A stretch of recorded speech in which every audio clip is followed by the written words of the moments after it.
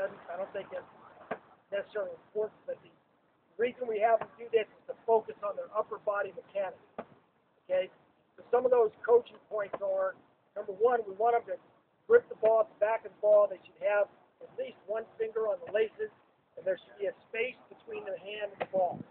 They want to have the ball, and I'm sure for smaller kids, a lot of times they got their hands plastered against the ball. Somebody asked earlier today, what are some things that you can make sure you teach your kids? From quarterbacks, sometimes we get kids that come out of Pop Warner and they don't use the laces. Okay? It's important to use the laces. If you have to train them to use the laces, then it wastes a lot of time doing that kind of stuff. Okay? They just switch knees eventually here. Okay, so if they're going opposite knee. Okay? As far as the carriage of the ball, we always want them to have the ball numbers or higher. We like them to have the point of the ball out, straight out. Some guys will have them carry it more at an angle and that kind of stuff. We like it to be straight out so we think it quickens their release. When they bring the ball back, the ball is going to turn back, and then they're going to throw the ball. It's already turned back. It just helps speed everything up. So you always want them to have the ball numbers or higher. What most young guys will do in order to try to create power is they wind up. So they bring the ball down here, okay? And we want them to always have the ball from here. And every throw goes from here up. The ball never drops below here on a throw. When they play action and stuff, they may bring the ball down here, but then it comes back up here, and then it's going to come from the shoulder up. Okay?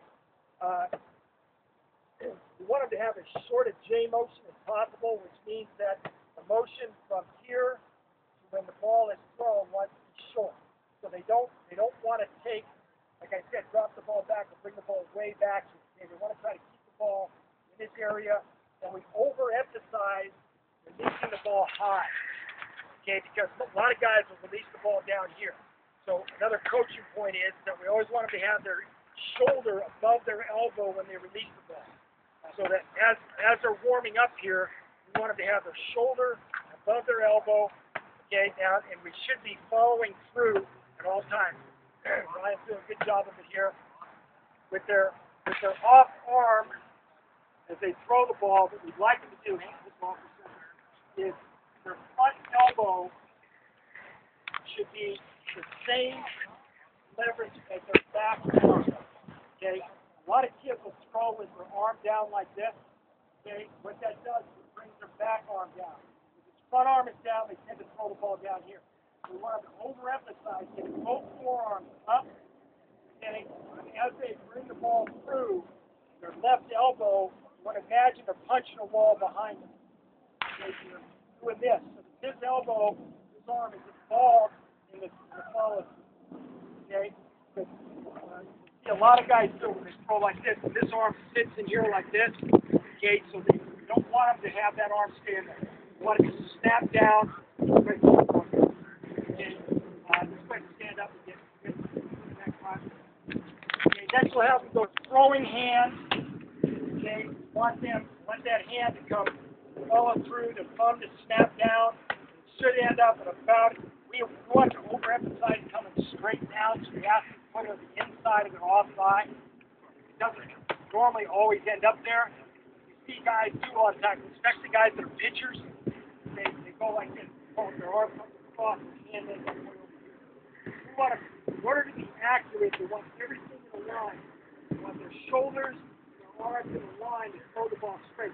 Coming across their body like this is a lot more difficult to be accurate. Okay. So right now they're just standing on a line. Again, they're not worried about their lower body mechanics yet. Warming up. The other thing we always ask them to do is to each other target, right? So that they're working on their accuracy all the time.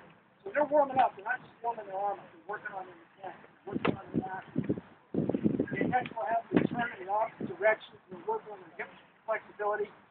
They're going to turn their shoulders all the way back. Each other target, right? Okay, get the hip loosened up. All the mechanics are the same otherwise.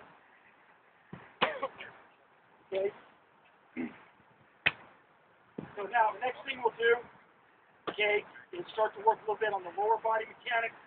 So what we're going to ask them to do is when you throw the ball, I'm throwing the ball to Jake. When I start, I want my front shoulder facing obvious, but it doesn't always work. So these guys are going to start out with the shoulder facing the target. They're going to cross over. We're going to work on crossing over. The important point about crossing over is we always want to keep the quarterback's shoulders open. Okay? What most young kids do, especially when they start to drop back, is because they're crossing over with this foot, their shoulders go back like this. Okay, so what we want to keep their shoulders facing this way. Keep their shoulders open. So if I'm throwing the ball to Jake, I want to push my left shoulder back as far as I can and have as much of my chest facing this way. In order to do that, when I cross over, I need to lead with my heel. Okay, so they're not crossing over like this. They're going to cross over. This takes a while to get them used to. It's awkward. To cross over with heel first. So the first thing we're going to do is just cross over, plant, and throw. Now, when they plant, the other thing that's important on the plant, it's easy when you're just playing catch this way, is when they stick their back foot in the ground, it should be perpendicular to the line of the throw. So the line of the throw between me and Jake is like this, and Jake and I.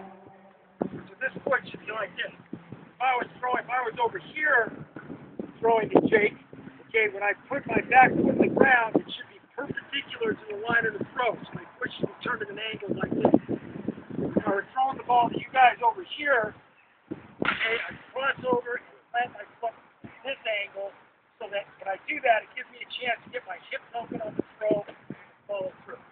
Okay, so if you guys just turn sideways and cross over, plant, and throw. Again, we're still just warming up here. Okay, so they're working on getting the upper body mechanics right. Now we're starting to work on the lower body mechanics.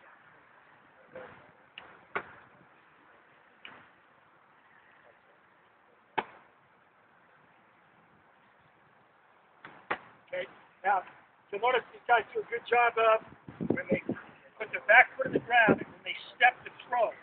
When they step to throw, it's very important that the step is a short step. It shouldn't be any more than a foot, 6 inches to a foot.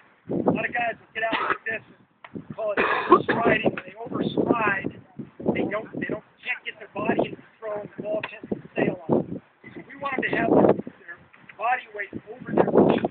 And when they put their front foot in the ground, it should be on the ball of their foot.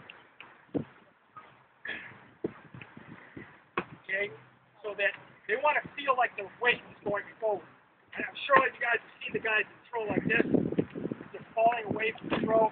You don't want them to follow the throw. We want them to get consciously be following the throw, not fall away from it. So when the ball's at their feet, they want to come like they feel like they're going in the direction of the ball. Okay, the back leg should follow through or drag up about even with their front foot. Okay. Yes, sir. First time, like I get our freshman quarterback out the first day, we do that. We have a terrible time. What we want to do is go directly down the line. And we want to keep their shoulders open. So we're going to really work hard at getting their heel back, keeping their left shoulder pushed open. Okay? So Ryan will go to the next hash mark. So they're going to drop to the second hash mark. Okay, he's working on staying on the line, keep the ball up high. You're going to keep the left heel facing back. Good. Thank you. Up and back. It's important to get your chin to your left shoulder, my left shoulder open. I need to be able to see the receivers on this side of the field. If I'm like this is what most guys do. We want to go as fast as they can backwards. You can do it faster if you go like this. You can't see anything. So we want them to be able to see the whole time. So they need to work on this shoulder push back, chin to the elbow, and Jake comes. So what I'll do is I'll stand over here, and if they go, I'm going to hold up numbers for them to see the numbers. I want them to shout out the numbers as they go. So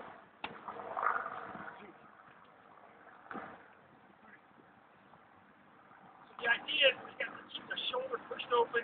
They can see to their left, and